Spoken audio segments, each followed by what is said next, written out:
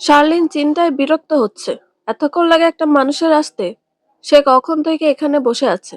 হল রুমের চেয়ারে শার্লিন বসে আছে। রুমের মধ্যে কেউ উপস্থিত রয়েছে, কয়েকজন শিক্ষক। এমপি সাহেব একটু পর আসবে, তার জন্য ক্লাসে না গিয়ে বসে আছে।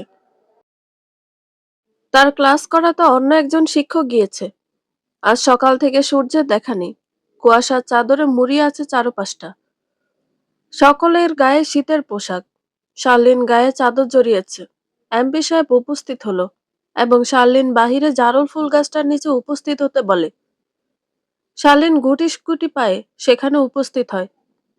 শার্লিন মাথাটা একদম নিচু করে রাখে, যাতে এই লোকটার মুখ না দেখতে পায়। নির্ঝর ফোনে কার সঙ্গে কথা বলছিল?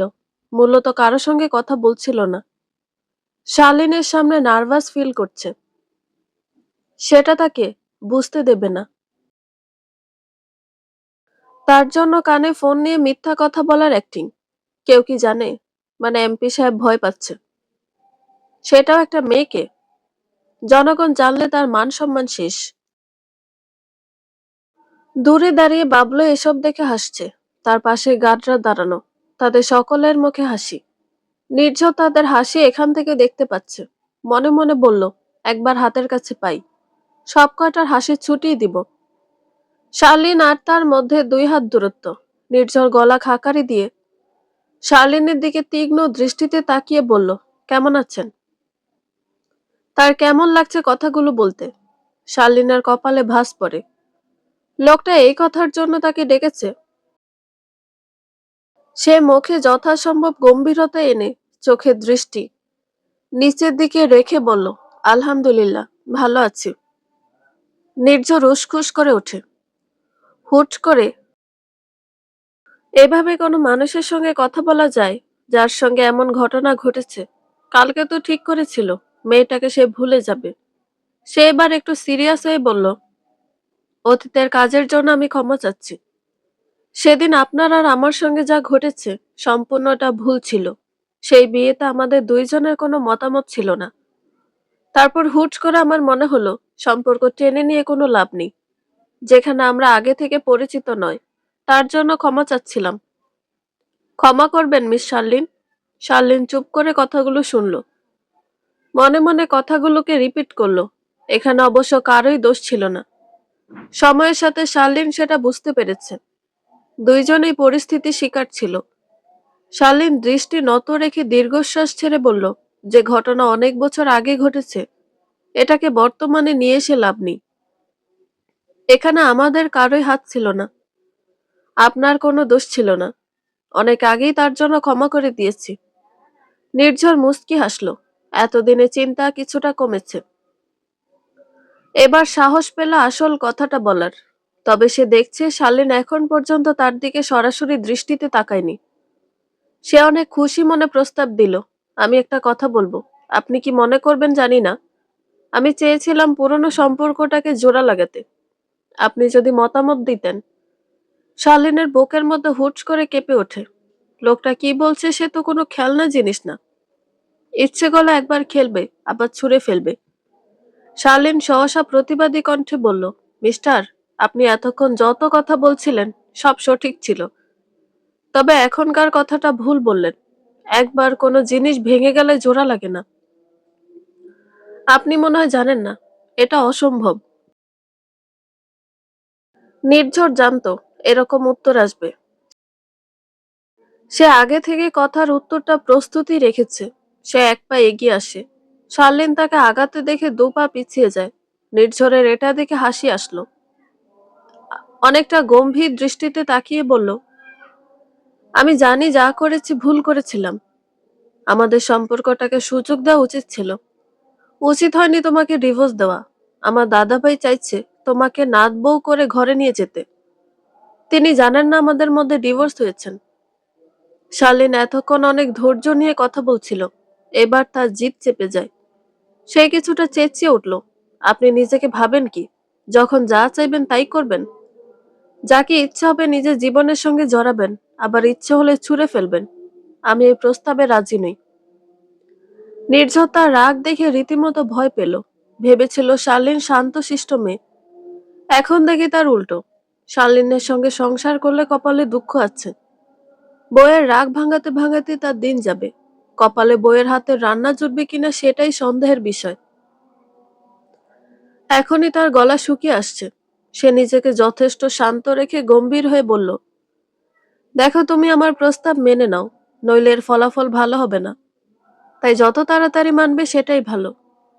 রাগে শার্লিনের চোখ মুখ লাল হয়ে গেছে। শার্লিনের এবারও তেরা জবাব আসলো, কি করবেন আপনি? কি করবেন? জোর করে বিয়ে করবেন? দেশে আইন ব্যবস্থা আছে। শার্লিনের শেষের কথা শুনে নির্ঝর হো হো করে হেসে ওঠে।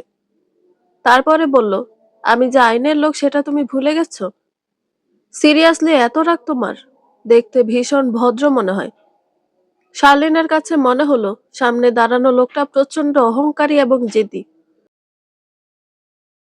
নির্ঝর যে এমপি তার মনে নেই।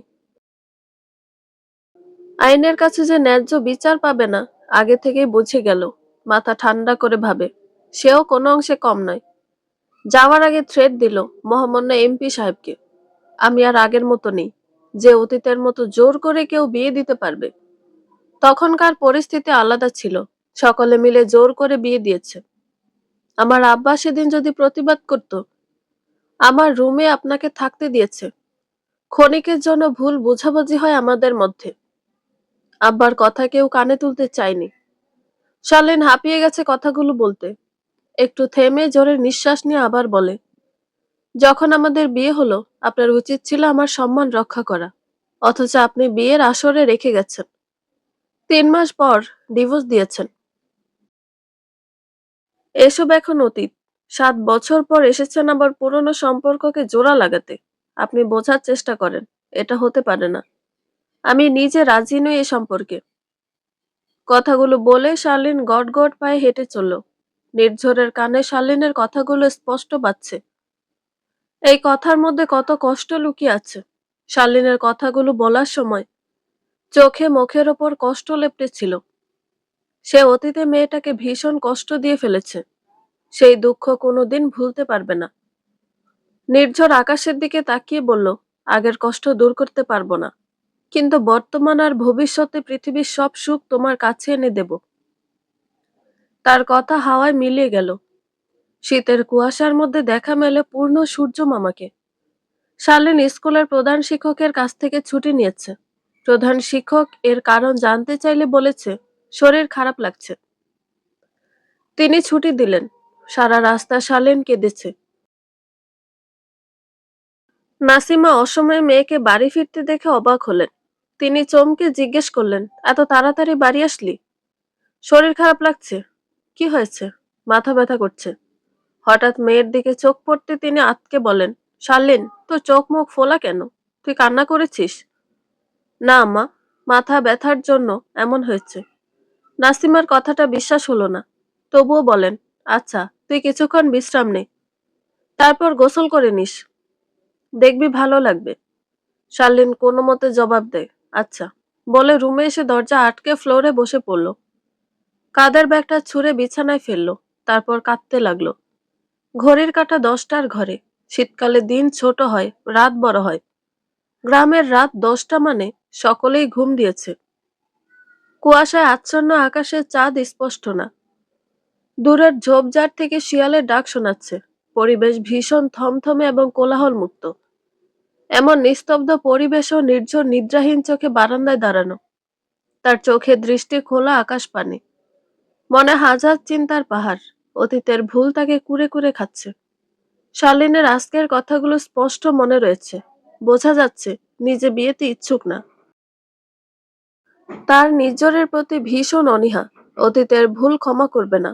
চাপা রাগ পুষে রাখা ওর মধ্যে। থাকতে হবে অপেক্ষায়। নির্ঝর দাদা ভাইয়ের কাছে প্রতিজ্ঞাবদ্ধ। তার কথার খেলাপ করতে হবে। ভেবেই বুকের মধ্যে থেকে বেরিয়ে আসে দীর্ঘশ্বাস। সে বারান্দার চেয়ারে বসল। চিন্তায় মগ্ন হলো পরবর্তী কর্ম নিয়ে। কাল ঢাকায় ফেরা উচিত। সেদিন মাঝপথে কাজ ফেলে আসা। নির্ঝর রাজনীতির সঙ্গে জীবন জড়িয়েছে 11 বছর আগে। তখন সদ্য কলেজের ছাত্র, রাজনীতির সূচনা। দাদা চেয়ারম্যান পদে থাকার জন্য তার বেশি রাজনীতির প্রতি আগ্রহ জন্মায়। হুট করে যেন মিশে যায় তার কর্মজীবনের মধ্যে। বড্ড আকর্ষণ করে বড় নেতা, এমপি, মিনিস্টারের পদের উপর। ইচ্ছে জাগে দেশের মানুষের সেবায় নিয়োজিত থাকার। ইচ্ছাকে প্রাধান্য দিতে গিয়ে আছে এমপি। জনগণের সেবায় 24 ঘন্টা নিয়োজিত। জনগণের উপর সন্তুষ্ট। তার কাজের নেগেটিভ মন্তব্য নেই। শালীনের ঘর অন্ধকার। তার মনের মধ্যে লড়াই চলছে। অতীতের কালো ছায়া তার পিছুটান হয়ে উঠছে। বর্তমান জীবনে প্রভাব ফেলছে। সে এতদিন মা বাবাকে নিয়ে অনেক খুশি ছিল। বিয়ে নামক চিন্তা তার মাথায় ছিল না। বিয়ের প্রতি তার আগ্রহ নেই। অনেক আগে আগ্রহ চলে গেছে বিয়ে নামক সম্পর্কের উপর থেকে। যেদিন হুট করে বিয়ে হলো, আবার ডিভোর্স দিল। হুট করে লোকটা এখন তাকে আবার ফিরিয়ে নিতে চায়। বিয়ে করে তার সঙ্গে সংসার করতে চায়। শালীনের কাছে এটা অসম্ভব। মানুষ হিসেবে শালীন যার থেকে মুখ ফিরিয়ে নিয়েছে, তার সঙ্গে সংসার নামক ঘর বাঁধবে না। দরকার হলে মৃত্যুকে বেছে নিবে। নির্ঝরকে ঘৃণা করার কথা, দূরে ঠেলে দেওয়ার কথা সেদিন মাথায় এসেছিল যেদিন ডিভোর্স পেল। এর আগে শালীন সংসার করার চিন্তা করত। তবু আজকে নির্ঝরের চোখে দেখা অপরাধ বোধ, ব্যথা, ক্লান্তি তাকে কেমন প্রশান্তি দিচ্ছে। শালীন ভুলে যায়নি সমাজের মানুষের নোংরা কথা, তার ওপর অযথা দোষ চাপানো। তাকে যে কোনো স্থানে অপমান করা হয়েছে। পরিবারের কে ছোট চোখে দেখা হয়েছে। তখন নির্ঝরের উচিত ছিল তার পাশে থাকা, সাহায্যের হাত বাড়িয়ে দেওয়া। তখন নির্ঝর ওকে সবচেয়ে বড় ধাক্কাটা দিয়েছে। সেদিন বাড়ি ভর্তি মানুষের সামনে তাকে রেখে চলে গেল। প্রত্যেকটা মানুষ শালীনের নামে আজে বাজে কথা বলেছে। এখানে নির্ঝরের দোষ শতভাগের 1 ভাগ। তার উচিত ছিল শালীনকে প্রাপ্ত সম্মানে চৌধুরী বাড়ির বউয়ের মর্যাদায় রাখা। কিন্তু নির্ঝর সকলের সামনে প্রত্যাখ্যান করলো নতুন বধূকে। সেদিন শালীন তার প্রাপ্ত সম্মান থেকে অবহেলিত হয়। তবে সকলের মধ্যে নির্ঝর বিয়ে নামক বন্ধনকে যেন জীবনের সবচেয়ে জটিল সমীকরণ হিসেবেই দেখে। মানুষের ভিড়ে থাকা সত্ত্বেও তার ব্যক্তি জীবন সবসময় ছিল নির্জন। সংসার করার স্বপ্ন কখনো ভাবেনি বা ভাববার সুযোগ পায়নি। রাজনীতি, দায়িত্ব, প্রতিশ্রুতি সব মিলিয়ে নিজের বিয়ের সম্পর্কে এক অদ্ভুত দূরত্ব তৈরি হয়ে গেছে। এসব ভাবনা রাত গভীর হওয়ার সঙ্গে সঙ্গে আরো ঘন হয়ে উঠল। হঠাৎ উত্তরের হাওয়ায় বারান্দার পাশে আম গাছের পাতাগুলো দুলছে। নির্ঝর আলোবিহীন আকাশের দিকে তাকিয়ে ফিসফিস করে বলল, শালীন কি সত্যি আমাকে কখনো ক্ষমা করবে না? বুকের ভেতর কেমন হাহাকার ছড়িয়ে পড়ে। শালীনের মুখে উচ্চারিত শক্ত ঠান্ডা কথাগুলো আবারও কানে বাজতে থাকে। অতীত ভুলিনি, আর ভুলবো না। নির্ঝর জানে দাদাভাইয়ের প্রতিজ্ঞা থেকে সরে আসার উপায় নেই। সেই প্রতিজ্ঞার মূল্য আছে, সেই দায়িত্ব আছে। কিন্তু শালীনের অনীহা এটা তাকে গভীর দুর্বল করে দেয়। রাজনীতি তাকে কঠিন বানিয়েছে, কিন্তু শালীনের সামনে সে আজ একেবারে অসহায়। চেয়ারে হেলান দিয়ে চোখ বন্ধ করতেই মানসপটে ভেসে ওঠে অনেক বছরের স্মৃতি। শালীনকে প্রথম দেখা, প্রথম হাসি, অপবাদ পেয়ে কাঁদতে থাকা দুটি চোখের অশ্রু, এক মায়াবী মুখ। হুট করে কেন যে ডিভোর্স দিয়েছে, এই ভুল তার জীবনে ফাটল ধরলো। এখন ভুলগুলো তাকে প্রতিটি দিন রাত তাড়িয়ে বেড়াচ্ছে। নির্ঝরের মনে হাজারো চিন্তা, তার চেহারায় সেই দীর্ঘস্থায়ী ক্লান্তি, যা বছরের পর বছর রাজনীতি আর দায়িত্বের বোঝা টেনে এনে দিয়েছে। মানুষের সমস্যা, উন্নয়ন, কাজ, এসবের মাঝে নিজের জীবনটা যে কতটা অবহেলিত হয়ে গেছে সে আজ যেন স্পষ্ট টের পাচ্ছে। চেয়ারে বসে নির্ঝর দরাজ নিঃশ্বাস ফেলে। ঢাকায় ফিরতে হবে। রাজনৈতিক চাপ না ফেরা অসম্ভব। দলের বড় নেতারা অপেক্ষায় আছে। আগামী নির্বাচনের পরিকল্পনা, বিরোধী পক্ষের চাপ, এলাকায় নতুন প্রজেক্ট, সবকিছুই তাকে ঘিরে। দেশের মানুষ তাকে পছন্দ করে, সম্মান দেয়।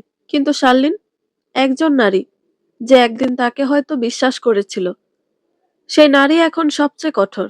রাত তখন প্রায় শেষ প্রহরে ঢুকেছে। দূর থেকে আজানের ধ্বনি ভেসে আসে। নির্ঝর মনস্থির করে বিছানায় গিয়ে শুয়ে পড়ল। শালীন তপ্ত পায়ে বাবার রুমে প্রবেশ করে। আমিনুল মাস্টার সকালের খাবার আর ওষুধ খেয়ে খবরের কাগজ পড়ছেন। শালীনকে দেখে খুশি হলেন। হাসি মুখে নিজের পাশে এসে বসতে বললেন। শালীন চুপচাপ বাবার পাশে বসলো। মেয়ের চোখ মুখের অবস্থা দেখে তার হাসি মুখটা মলিন হলো। খবরের কাগজটা ভাঁজ করে তার পাশে রাখলেন।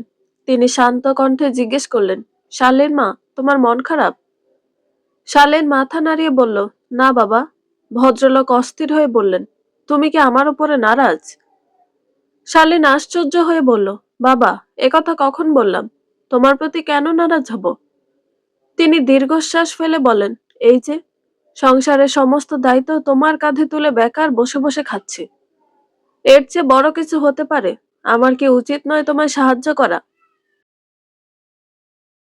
এখন তোমার উপর সংসারের সকল দায়িত্ব পড়েছে। বাবা হিসেবে আমি ব্যর্থ, এটা মনে হচ্ছে। শালীন কপাল কুঁচকে ফেলে। বাবা কত অসহায় হয়ে কথাগুলো বলল। সে রাগে স্বরে বলল, আমি এরকম কথা স্মরণ করি না। তুমি আমাদের ছোট থেকে খাইয়ে পরিয়ে মানুষ করে এই অবধি বড় করেছ। আর তোমাকে বসিয়ে শুধু কয়েকটা দিন খাওয়ালাম। বাবা হিসেবে তুমি সকল দায়িত্ব পালন করেছ। তবুও তোমার কম মনে হচ্ছে? আমিনুল মাস্টার নিচু কণ্ঠে বললেন, মানুষ না হয় করেছি, এখন তো দায়িত্ব নিতে পারছি না। বিছানায় শুয়ে থেকে দিন কাটাচ্ছি। তোমার জীবনটা আমার ভুলের জন্য নষ্ট হলো। আমাকে তুই ক্ষমা করে দিস। মা, ক্ষমা করে দিস। শালীন আশ্চর্য হয়ে রইল।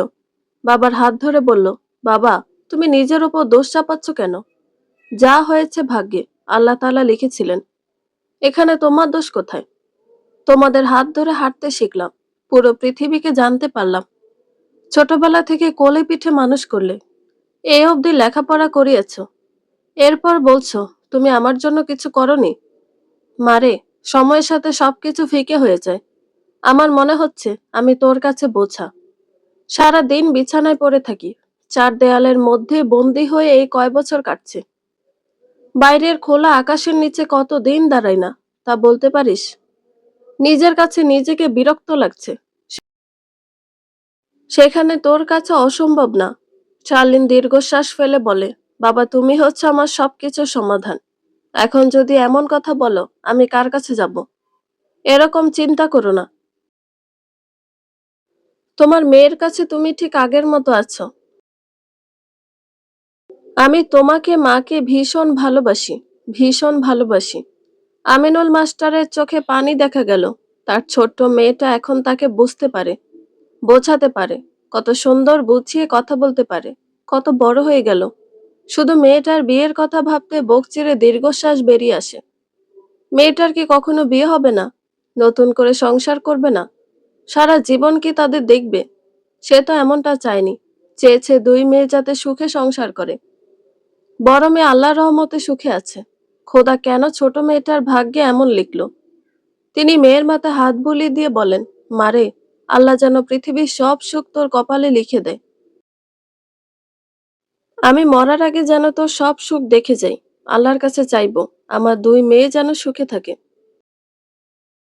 শার্লিন মুচকি এসে বাবাকে জড়িয়ে ধরে বলল, বাবা, মনে আছে ছোটবেলায় তো আমাদের সকল আবদার পূরণ করতে। যা চাইতাম তুমি তা দেওয়ার চেষ্টা করতে। আর কয়েকটা দিন কষ্ট করো। আমি তোমাকে বাহিরে নিয়ে যাব।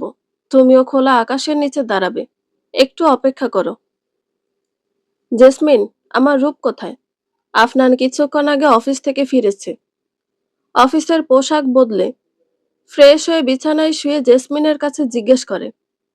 জেসমিন রূপের খেলনা গুছিয়ে রাখছিল। ছেলেটা সারাক্ষণ খেলনাগুলো ছড়িয়ে রাখে।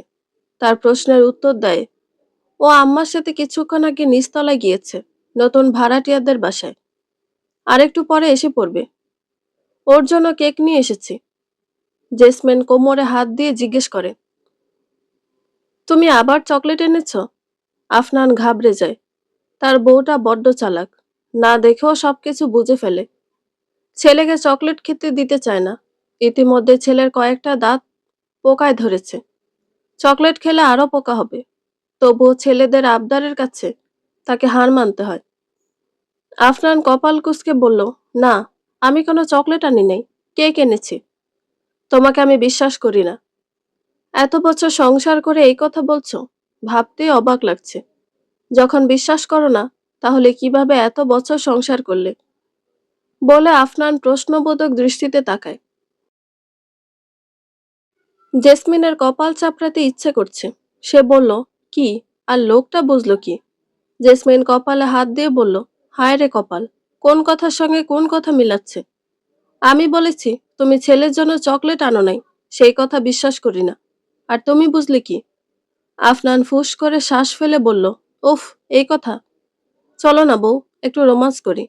জেসমিন আহাম্মক হয়ে বলল, এই সময়ে? তো কখন? কেউ এসে পড়লে? তুমি তো বললে মা আর ছেলে নিচে গিয়েছে। জেসমিন রেগে বলল, আমার মুড অফ। কেন? তুমি ছেলের জন্য কেক এনেছো, আমার চিপস কোথায়? আফনান চোখ মুখ কুঁচকে বলল, সিরিয়াসলি? তুমি কি এখন বাচ্চা আছো? জেসমিন আবার গাল ফুলায়। অভিমানী কণ্ঠে বলল, এখন তুমি ছেলেকে বেশি ভালোবাসো, আমাকে কম ভালোবাসো। আফনান শ্বাস ফেলে বউকে জড়িয়ে ধরে কানের কাছে মুখ নিয়ে বলল, বউ গো, আমি তোমাকে ভালোবাসি, ভীষণ ভালোবাসি। I love you. জেসমিনের পুরো মুখে হাসি ছড়িয়ে পড়ে। সে রেগে থাকেনি, মূলত অভিনয় করছিল। হুট করে পিছন থেকে ছোট কণ্ঠের শব্দ শোনা যায়, তোমরা কি করছো? জেসমিন আফনান দুজন দুই দিকে ছিটকে পড়ে। হুট করে ছেলেটা এসে পড়ল। দুজনে খানিকটা লজ্জা পেল। ছোট রূপ আবার জিজ্ঞেস করে, কি করছিলে? আফনান ছেলের কথা দ্রুত ধামাচাপা দিতে বলল, রূপসোনা, তোমার জন্য কেক এনেছি, তাড়াতাড়ি চলো। কেক কাটতে হবে তো? রূপ খুশিতে লাফিয়ে বলল, কেক এনেছো? হুম, চলো চলো। এই জেসমিন চলো, বলে রূপকে কোলে নিল। তারপর সকলে একসঙ্গে কেক কাটলো। আজ কোনো উৎসব নয়, কারো বিশেষ দিনও নয়। রূপ কেক খেতে পছন্দ করে, তার জন্য আফনান প্রায় সময় এরকম কেক আনে। এতে বাচ্চাটা অনেক খুশি হয়। আফনান মন ভরে জেসমিন আর রূপের আনন্দ দেখে। ফোনের ক্যামেরা অন করে কয়েকটা ছবি তোলে। পরের দিন অন্ধকার ধরণীতে ধীরে ধীরে সূর্যের আলোর রশ্মির দেখা মেলে। রাতের কুয়াশার আধারে ঢাকা আকাশটা ঝলমল হয়েছে। শিশির ভেজা স্নিগ্ধ সকাল, প্রত্যেকটা গাছের পাতায় শিশিরের ছোঁয়া। শালীন ঘুম থেকে উঠে ব্রাশ হাতে নিয়ে পুকুর পাড়ে দাঁড়িয়ে আছে। পুকুরের ওপারে ছোট্ট একটা বাঁশঝাড়। এই মুহূর্তে সেখানে অবস্থান করছে দুটো সাদা বক। কুয়াশা পুরোপুরি কেটে যায়নি, এখনো হালকা হালকা দেখা যাচ্ছে। তার ভিতরে বক দুইটা পুকুরে নামছে আর মুখে মাছ নিয়ে উঠছে। বেশ কিছুক্ষণ অপেক্ষা করে আবার শিকার করছে। শালীনের কাছে দৃশ্যটা অনেক চমৎকার লাগে। সে প্রায় সকালে এমন দৃশ্য দেখে। এমন অসাধারণ স্নিগ্ধ প্রকৃতি তাকে ডেকে নিয়ে আসে পুকুর পাড়ে। পুকুর পাড়টা যেন মন খারাপ ভালো করার স্থান। শত মন খারাপের মধ্যে শালীন এখানে উপস্থিত হয়। নাসিমা বালতি হাতে পুকুর পাড়ে আসলেন। রান্না বসিয়েছেন। সকালের গরম ভাত খেয়ে শালীন স্কুলে যাবে। মেয়েকে ওদিকে তাকিয়ে থাকতে দেখে জিজ্ঞেস করলেন, শালীন, তোমার কি হয়েছে? কাল থেকে মনমরা হয়ে আছো। আমি ভালো করে জানি তুমি আমার কাছে কিছু লুকাচ্ছ। আমার কাছে কোনো কিছু লুকাবে না।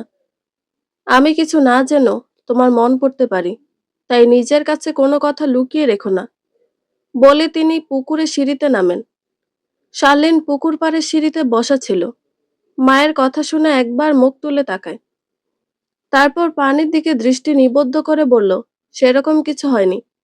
তুমি অযথাই চিন্তা করছো আম্মা, আমার শরীরটা ভালো না, তার জন্য ওরকম দেখাচ্ছে। বালতিতে পানি ভরে নাসিমা মেয়ের দিকে কপাল কুঁচকে তাকায়। বলল, আমার মনে হচ্ছে তুমি মিথ্যে কথা বলছো। আম্মা, সত্যি বলছি তুমি মিথ্যে কথা বলছো। তোমার চোখ অন্য কথা বলছে। এই যে চোখ ফোলা, লাল হয়ে গেছে চোখের মধ্যে, এ কথা অস্বীকার করছো? বলে তিনি প্রশ্নবোধক দৃষ্টিতে মেয়ের দিকে তাকান। শালীন একবার ভাবে মাকে সব কথা খুলে বলবে, আরেকবার ভাবে না, তাহলে মা দুশ্চিন্তা করবে।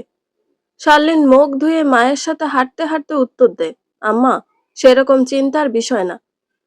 কালকে বাবা বলল সে কতদিন আকাশের নিচে দাঁড়ায় না, বন্ধ ঘরে সারা দিন পড়ে থাকে, তার জন্য খারাপ লাগছে। ভেবেছি সামনের মাসে বাবার জন্য হুইল চেয়ার কিনবো। এরপরে বাবাকে প্রতিদিন সকালবেলা বাহিরে বের করব, তাহলে বাবার ভালো লাগবে। বলে শার্লিন ঢোক গিলে। মা তার কথা বিশ্বাস করলে হয়েছে, আবার নাও করতে পারে। মায়ের দিকে আট চোখে তাকায়। নাসিমা মেয়ের দিকে তীক্ষ্ণ চোখে তাকিয়ে বললেন, সত্যি বলছো? শালীন চোখ মুখ কুঁচকে বলল, তোমার মনে হচ্ছে আমি এখন মিথ্যে কথা বলছি? এই শিক্ষা দিয়েছো যে তোমার মেয়ে শুধু মিথ্যে কথা বলবে? আমি তোমার বাবা, তোমাকে সঠিক দিয়েছি। যাতে মেয়েরা কোনো ভুল না করে। বিশ্বাস আছে তোমার উপর। কয়টা বছর ধরে তো তুমি সংসার চালাচ্ছ, আমাদের দুজনের দায়িত্ব নিয়েছো। এর চেয়ে বাবা মায়ের কাছে কি চাওয়ার আছে? তবে আমরা যখন দুজন থাকবো না, তখন তোমার দায়িত্ব কে নেবে? তার জন্য দায়িত্বশীল মানুষ প্রয়োজন। আশা করি তুমি বিয়েতে মত দেবে। কথা বলতে বলতে দুজন রান্নাঘরে চলে এসেছে। মায়ের শেষ কথা শুনে শার্লিন থমকে দাঁড়ায়, আশ্চর্য হয়ে মায়ের দিকে তাকায়। নাসিমা আগে থেকে যেন প্রস্তুত ছিলেন। শার্লিন কিছু বলার আগে তিনি মেয়েকে আবার বললেন, আমরা ভেবেচিন্তে এমন সিদ্ধান্ত নিয়েছি। আশা করি আমাদের নিরাশ করবে না। আমরা চিরদিন বেঁচে থাকবো না। আর অতীতের স্মৃতি নিয়ে তুমি সারা জীবন বইবে কেন, যেখানে তোমার কোনো দোষ ছিল না? শার্লিন আশ্চর্য হয়ে বলল, তোমরা না জানি আমার বিয়ে ঠিক করেছো? নাসিমা শান্ত কণ্ঠে বলেন, না, তোমাকে না জানিয়ে বিয়ে ঠিক করব কেন? তুমি যথেষ্ট বড় হয়েছো, দুনিয়া সম্পর্কে অনেক কিছু বোঝো। শুধু পাত্রপক্ষ তোমায় দেখতে চেয়েছে। শার্লিনের যেন অবাক হওয়ার পালা। তার মা বাবা কখন এই সিদ্ধান্ত নিল? সে আহত চোখে তাকিয়ে বলল, আম্মা, তুমি নিশ্চয় ভুলে যাওনি আমার অতীতের কালো অধ্যায় আছে। কোনো পাত্র আমাকে জেনে শুনে নিতে চাইবে না। অযথা আশা করছো কেন? নাসিমা শান্ত কণ্ঠে বললেন, পাত্র তোমার সম্পর্কে সবকিছু জানে। তারও আগে বিয়ে হয়েছিল, ঘরে দুইজন কন্যা সন্তান আছে। হঠাৎ বউটা তার পুরনো প্রেমিকের সঙ্গে পালিয়ে যায়। বেশ বড় ঘরের ছেলে, তোমার দুলাভাইয়ের বন্ধু।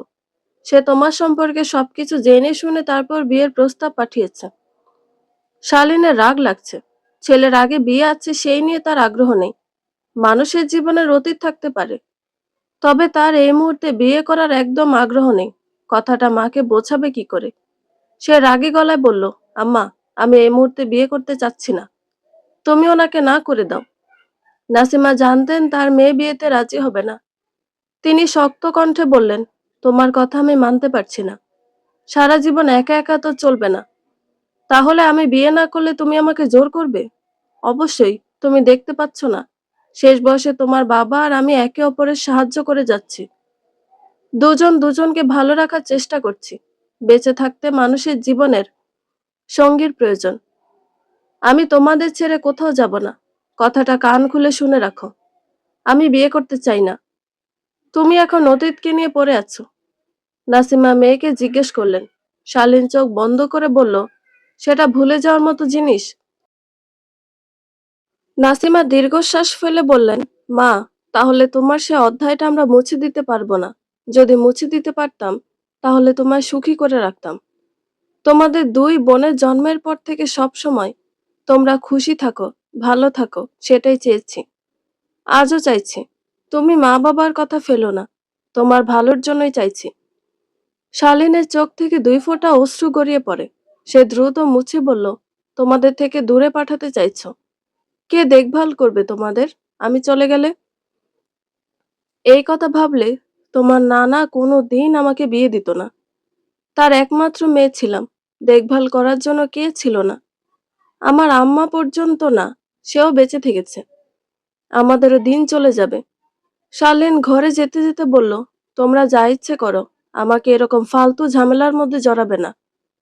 এমনি এক ঝামেলার জন্য বাঁচি না, আর এক ঝামেলা এসে কপালে জুটলো। দাদা ভাই, আমি ঢাকায় যাচ্ছি। ছুটি পেলে আবার বাড়ি আসবো। তুমি নিজের খেয়াল রেখো। বৃদ্ধা নাতির দিকে তাকিয়ে শান্ত কণ্ঠে বললেন, তুমি ঢাকায় আমাদের সবাইকে ভুলে যেও না। অতীতের সব স্মৃতি ভুলে নতুন করে জীবনটাকে সাজাও। আশা করি তোমার কোনো আপত্তি নেই। সামনের বার এসে নাতবউকে ঘরে তুলবে, কথাটা যেন মনে থাকে। নির্ঝরের বুকের মধ্যে কম্পন সৃষ্টি হয়। সত্যি কথা দাদাভাইকে বলা উচিত। কথা শুনে যদি তিনি অসুস্থ হয়ে পড়েন, তাই কথাটা চেপে গেল। নির্ঝর হাসি দিয়ে বলল, অবশ্যই তোমার সকল কথা মনে রাখবো। তুমিও সবসময় নিজের খেয়াল রেখো, বুঝতে পারলে? এবার আসি। সাবধানে যেও। ঠিক আছে, বলে নির্ঝর দাদা ভাইয়ের কাছ থেকে বেরিয়ে আসে। নির্ঝর সিঁড়ি দিয়ে নেমে ড্রয়িং রুমের মধ্যেখানে এসে দাঁড়ায়।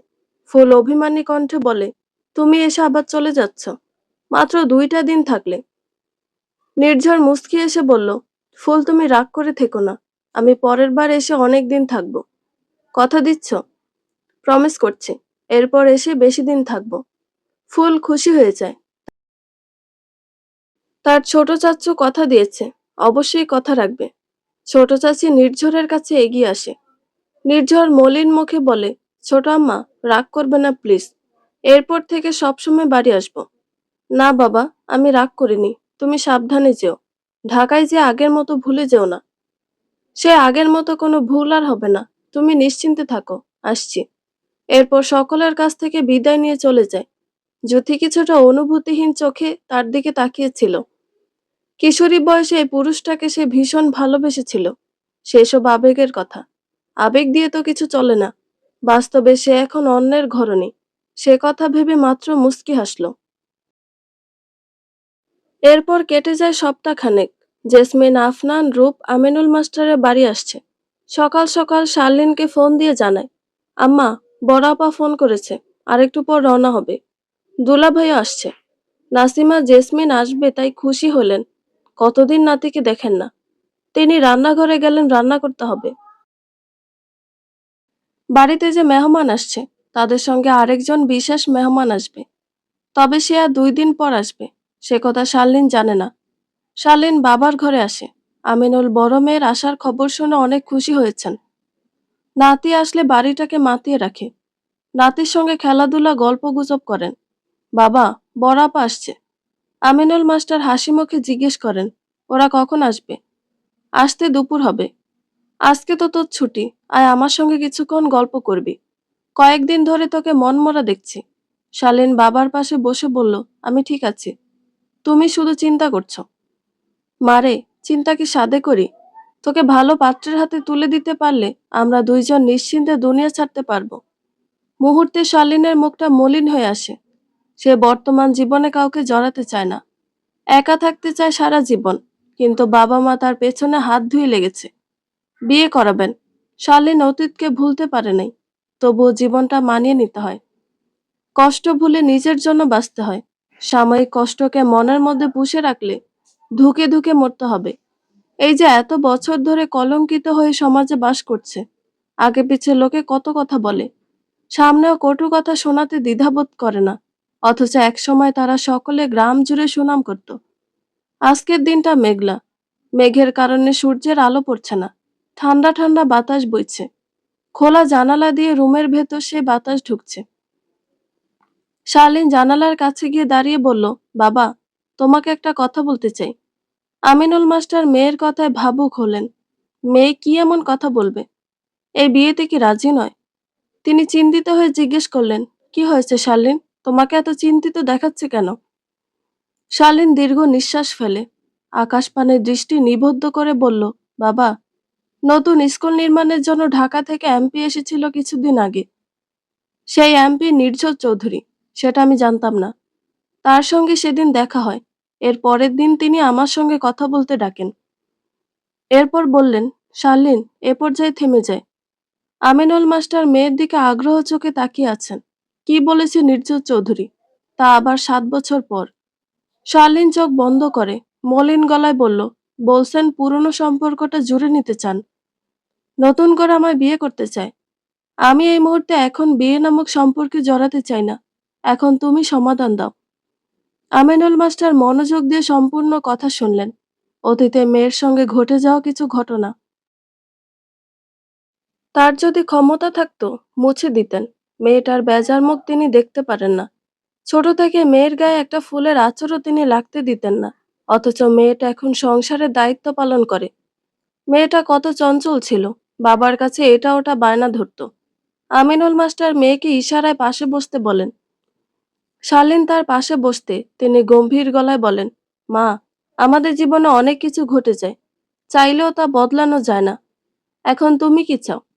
বাবা, জীবনের এমন পর্যায়ে এসেছি, কি সিদ্ধান্ত নেব বুঝতে পারছি না। মা, তোমার মন কি চায়? বাবা, আমি তো এখন ছোট নেই। যে মন যা চাইবে তাই করব। আমিনুল মাস্টার স্থির গলায় বললেন, জীবন হচ্ছে নদীর স্রোতের মতো। প্রকৃতির নিয়মে জোয়ার ভাটা হয়। কখনো তোমার জীবনে খুশিতে পরিপূর্ণ হবে, আবার কখনো দুঃখজনক পরিস্থিতি আসবে। এর জন্য নিজেকে সকল পরিস্থিতির সঙ্গে মানাতে হবে। তুমি যত মানাতে পারবে তত জীবনে খুশি থাকবে। এখন আমি পরিস্থিতির সঙ্গে মানিয়ে যাব, তাকে ক্ষমা করে দেব? ক্ষমা হচ্ছে মহৎ গুণ, যার মাধ্যমে জীবনের সকল সমস্যা অর্ধেক দূর করা যায়। পুরনো ক্ষত তাজা হয়ে উঠবে। তাকে দেখলে আমার বেশি খারাপ লাগে। ভুলতে পারি না সেই স্মৃতিগুলো। বিষাক্ততায় পরিপূর্ণ ছিল দিনগুলো। সেগুলো ভুলে যাওয়া অসম্ভব। শরীরের ক্ষত সেরে যায়, মনের ক্ষত থেকে যায়। অনেক সময় মনের ক্ষত সারানো যায়। তখনকার সময়ে তোমাদের দুজনের মধ্যে কারো ভুল ছিল না। আমি নির্ঝরকে দোষ দিব না। এখানে তোমার কোনো দোষ নেই। সবটা তোমাদের ভাগ্যে লেখা ছিল। নির্ঝর হয়তো নিজের ভুল বুঝতে পেরেছে, তাই ভুল শুধরে নিতে চাইছে। তোমার ইচ্ছে হলে তাকে আরেকবার সুযোগ দিতে পারো। বিয়ে নিয়ে সেরকম কিছু ভাবিনি। জীবনে কি একা থাকা যায় না? অবশ্যই একা থাকা যায়, তবে জীবনের শেষ বয়স এসে সঙ্গী প্রয়োজন হয়। সে সম্পর্কটা যে স্বামী স্ত্রীর বন্ধন হবে এমন নয়। এই যে দেখো, আমি বিছানায় পড়ে আছি। তোমার মা আমার সেবা যত্ন করেন। তুমি সংসারের দায়িত্ব নিয়েছ। যদি তোমরা কেউ না থাকতে তাহলে আমায় একা কাটাতে হতো। এত সুন্দর পরিবার পেতাম না, তোমাদের ভালোবাসাও পেতাম না। এর জন্য বেঁচে থাকতে সঙ্গী পরিবার প্রয়োজন। ফুল, সন্ধ্যা হয়েছে কখন? পড়তে বসলে না কেন? ফুল ড্রয়িং রুমে বসে টিভি দেখছিল। মায়ের কথায় পিছনে ফিরে তাকায়। রিমোট দিয়ে টিভির ভলিউম কমিয়ে বলে, পড়তে একটুও ভালো লাগছে না। আজকে একটু ছুটি দাও। এমনিতেও কালকে শুক্রবার। কাল রাতে পড়বো। এখন একটু টিভি দেখি। জবা তার কথা শুনে বিরক্ত নিয়ে বলল, পড়া নিয়ে হাজারটা বাহানা। সবসময় পড়ালেখা থেকে দূরে থাকতে চাও। ফুল তার মায়ের কথা শুনে কপাল কুঁচকে বলে, আমাকে ফাঁকিবাজ বলছো? তো কি বলবো? তুমি বলে দাও। আমি সবসময় ক্লাসে ফার্স্ট হই। স্কুলের সকল শিক্ষক ম্যাডাম আমায় ভালোবাসে। নিয়মিত পড়া করি। এখন তো সেই ছোটবেলার মতো নেই। তবুও কেন পড়া নিয়ে কথা শোনাও? এত পড়ালেখা করে লাভ কি? সেই তো শ্বশুর বাড়ি যাব। মেয়ের কথা শুনে জবার রাগ লাগে। মেয়ে মানুষ হয়েছে বলে নিজের কোনো আত্মসম্মান নেই। শ্বশুর বাড়ি গিয়ে দিনরাত খেটে মরবে, যেখানে তার স্বামী তাকে অত্যাচার করবে, অশিক্ষিত মূর্খ বলে গালাগাল করবে, বাহিরে মেয়েদের দেখে নজর যাবে। যদি কপালে এমন স্বামী জোটে, তখন তো তার মতো মুখ বুজে, চোখ বুজে সংসার করতে হবে। শত জ্বালা নিপীড়ন সইতে হবে। এই তো সেদিনও নালিশ আসলো।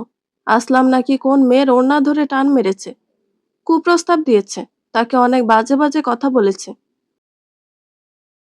মেয়েটা নিজে তার কাছে কথাটা বলেছে।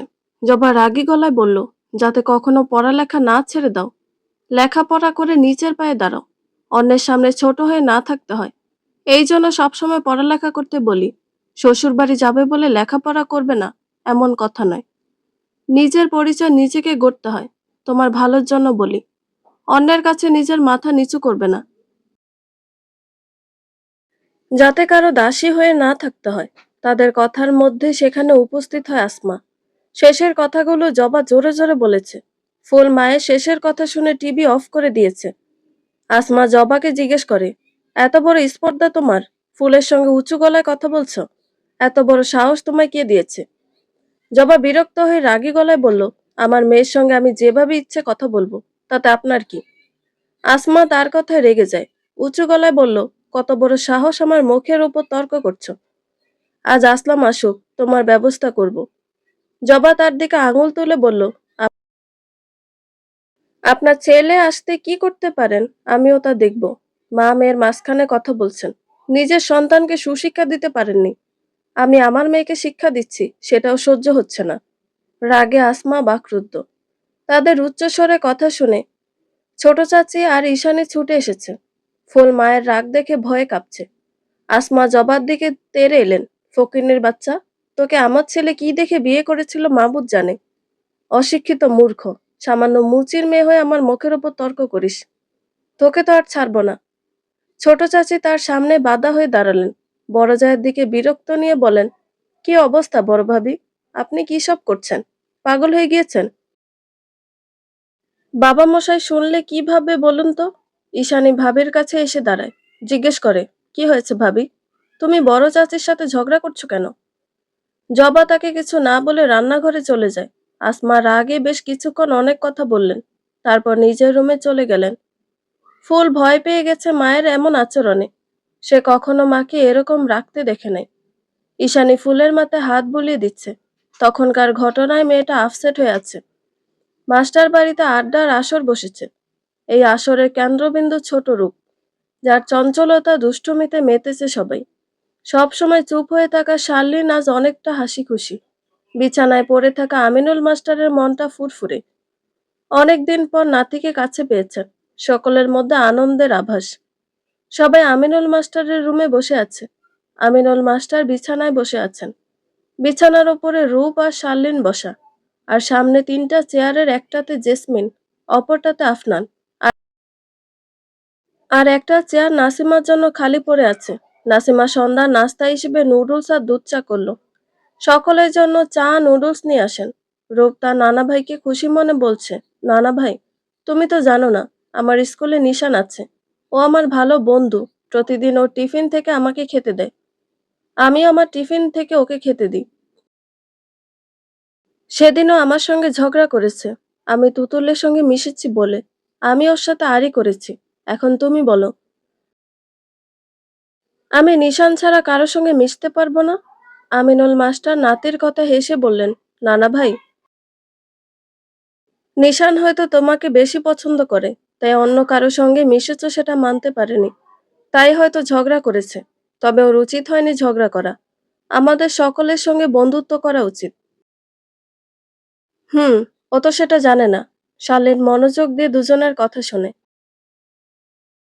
বলল, নিশান পচা কাজ করেছে। ওর এরকম করা উচিত হয়নি। সবাইকে আমাদের রূপের মতো বুঝদার, যে সবাইকে ভালোবাসবে। জেসমিন হেসে বলল, এরপরে কি হলো তা তো জানোই না কেউ। নিশান ওর বাড়ি গিয়ে আর্জি করছে, রূপ যেন কারো সঙ্গে না মিশে। ওর মা সেদিন আমাকে ফোন করে জানালো। খুব ক্ষমা চাইলেন নিশানের ব্যবহারের জন্য। ছেলেটা ছোট থেকে প্রচন্ড জেদি। নিজের জিনিস কাউকে দিতে পছন্দ করে না। এর জন্য সেদিন এরকম করেছে। রাত 10টা পর্যন্ত তাদের গল্প চলল। রূপের ঘুম এসেছে। জেসমিন রূপকে ঘুম পাড়িয়ে ছোট বোনের কাছে আসে। শালীন স্টুডেন্টের হোমওয়ার্কের খাতা দেখছিল। জেসমিন এসে তার পাশে বসে বলল, ব্যস্ত আছিস? কিছু কথা আছে। শালীন হোমওয়ার্ক দেখতে দেখতে বলল, না, কি বলবি বল। জেসমিন যেন কিছুটা সাহস পেল। মলিন কণ্ঠে বলল, তুই এভাবে আর কতকাল একা থাকবি? তোর বিয়ে করে জীবনটা গুছিয়ে নেওয়া উচিত। বাবা মায়ের কথা চিন্তা করতে হবে না। তোর দুলাভাই প্রত্যেক মাসে তাদের টাকা দেবে। মা বাবা থাকা খাওয়া নিয়ে তোকে চিন্তা করতে হবে না। শালীন ফুরফুরে মেজাজটা সহসা বদলে গেল। সে কিছুটা রেগেই বলল, তুই একথা বলতে এসেছিস? বাবা আমার উপার্জন খেতে প্রচন্ড লজ্জাবোধ করে, আর দুলাভাইয়ের উপার্জনে টাকা খাবে? তুই প্লিজ বাবাকে কষ্ট দিস না। বাবা এমন কথা শুনতে পারবে না। শেষ কথাগুলো বলতে শালীনের কণ্ঠ নরম হলো। জেসমিন বোনের কথাগুলো বুঝতে পারল। সে মলিন কণ্ঠে বলল, দেখ, আমি বাবাকে মানিয়ে নেব। যেখানে আমাদের কোনো ভাই নেই, মা বাবা শেষ বয়স পর্যন্ত আমাদেরই তো দায়িত্ব নিতে হবে। বাবা নিজেকে ছোট মনে করবে কেন? আমি তাকে বুঝিয়ে বলবো। তুই এই অজুহাত দিয়ে বিয়ে না করার কথা বলিস না। ভালো পাত্র দেখেছি তোর জন্য। শার্লিন জেদি গলায় বলল, উফ আপা, তুই আমার কথা বুঝতে পারছিস না। আমি এই মুহূর্তে বিয়ে করতে চাচ্ছি না। জেসমিন এবার কিছুটা রেগে বলল, বিয়ে করতে চাচ্ছিস না মানে? সারা জীবন কি একা থাকবি? দেখ, তোর মাথায় কি ঢুকেছে আমি জানি না, যার জন্য বিয়েতে অমত করছিস। যত তাড়াতাড়ি অতীতের কথা ভুলতে পারবি ততই ভালো। সামান্য একটা পিছুটান নিয়ে তুই সারা জীবন বয়ে বেড়াবি? এরকম চলে না রে। তুই রাজি হয়ে যা। শালীন ফুস করে নিঃশ্বাস ছাড়ে।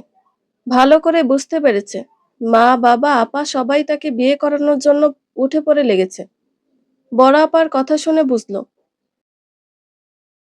আপা কোমরে দড়ি বেঁধে নেমেছে।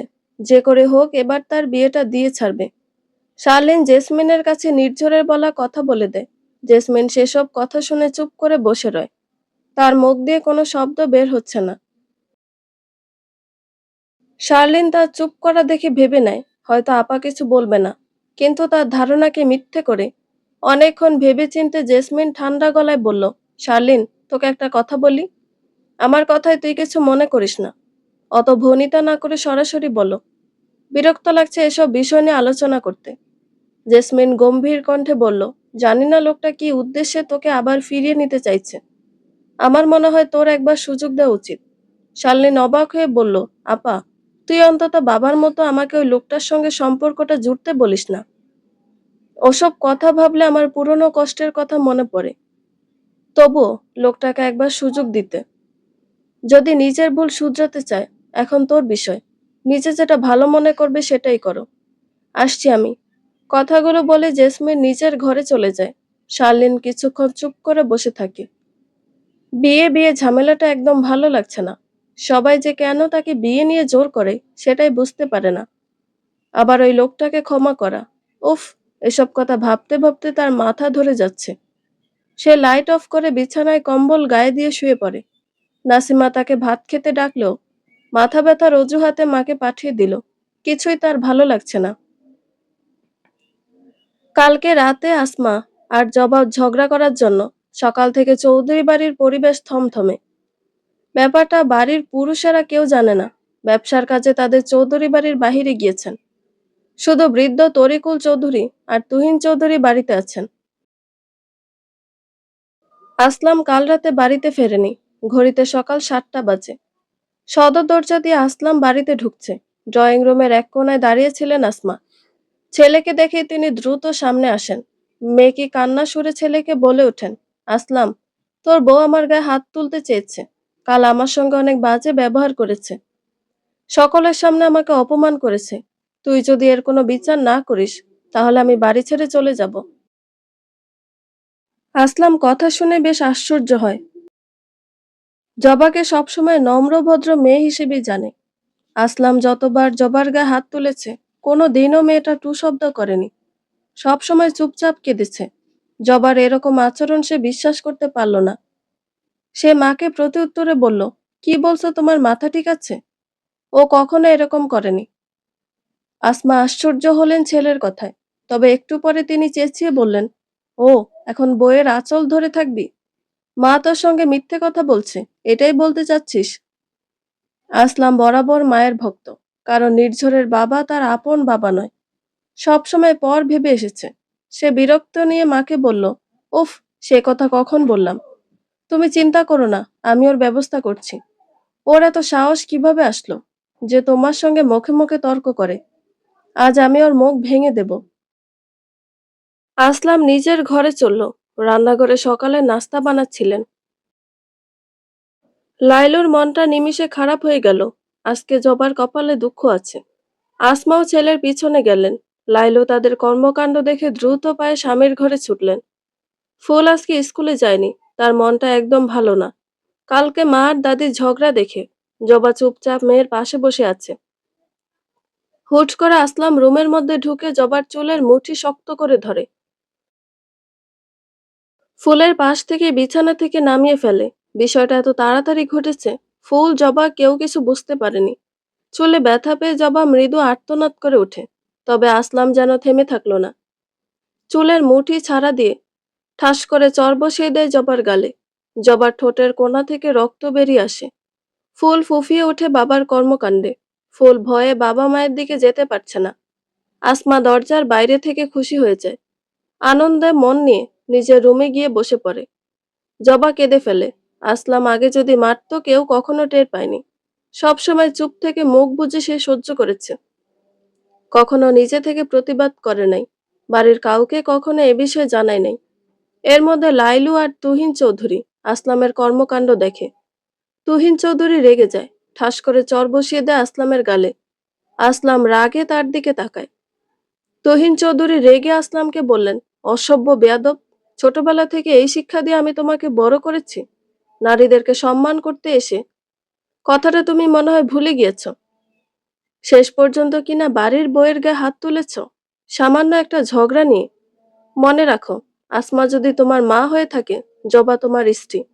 নিজের স্ত্রীকে সম্মান করতে শেখো, ভালোবাসতে শেখো। একে তো নিজের চরিত্রের ঠিক নেই, তার উপর ঘরে এসে বউকে মারছ। ঘৃণা করছে তোমাকে দেখে। যে শিক্ষা দিয়ে ভাইজান আর আমি তোমাকে মানুষ করেছি, সত্যি বলতে তোমরা দুই ভাই বউদের ন্যূনতম সম্মান করতে জানো না। এক ভাই বিয়ের আসরে বউকে ফেলে রেখে এসেছে, আরেক ভাই ঘরে এসে বউকে মারছে। ফারদার কোনোদিন এমন দেখলে তোমাকে বাড়ি থেকে বেরিয়ে যেতে বাধ্য করব। সেই কথাটা খাতা কলমে লিখে দেবেন ভাইজান, যদি তোমার এমন ব্যবহারের কথা জানেন। আসলাম ছোট চাচার কথা শুনে রাগে হন হন করে বাড়ি থেকে বেরিয়ে গেল। ফুল ভয়ে এখনো এক কোনায় বসে আছে। সে কখনো বাবাকে মায়ের সঙ্গে এমন আচরণ করতে দেখেনি। বাবার আচরণে ছোট্ট মেয়েটার ওপর অনেক প্রভাব পড়ল। মেয়েটা মনে মনে বাবাকে ঘৃণা করতে শুরু করলো। জবা বিছানায় বসে কাঁদতে লাগলো। লাইলু তাকে কি বলে সান্ত্বনা দিবে বুঝতে পারছে না। এটা বিয়ের পর থেকে অনেক দুঃখ, কষ্ট সহ্য করছে, শুধুমাত্র সংসারটা করার জন্য। অথচ এই ছেলেটা তাকে কত অত্যাচার করে। আসলে গরিবের কপালে এরকমই হয়। বড়লোক বাড়ির ছেলে সবসময় যেন নিজের হুকুম মতো বউকে চালাতে পারে, তাই তো গরিব ঘর থেকে বউ এনেছে। বৃদ্ধ তরিকুল চৌধুরী এসব বিষয়ে কিছুই জানতে পারলেন না। ফজরের নামাজের পর ওষুধ খেয়ে তিনি ঘুমিয়ে আছেন। ঈশিতাও নিজের রুমে ঘুমাচ্ছে। গোটা সকালবেলা বিষণ্ণতায় ভরে গেল চৌধুরী পরিবারের। আসমা এর পরের ঘটনা জানতে পারলেন না। নির্ঝর, তোর মাথা ঠিক আছে? তুই এখন গ্রামে যাবি? হুট করে গ্রামে যাওয়ার মুহূর্ত মাথার মধ্যে আসলো কেন? আজকে কয়টা মিটিং ক্যান্সেল করেছিস তার ধারণা আছে? কত রকম মিথ্যে কথা বলে আমাকে মিটিংগুলো ক্যান্সেল করতে হয়েছে। তোর জন্য সবসময় আমি ফেঁসে যাই।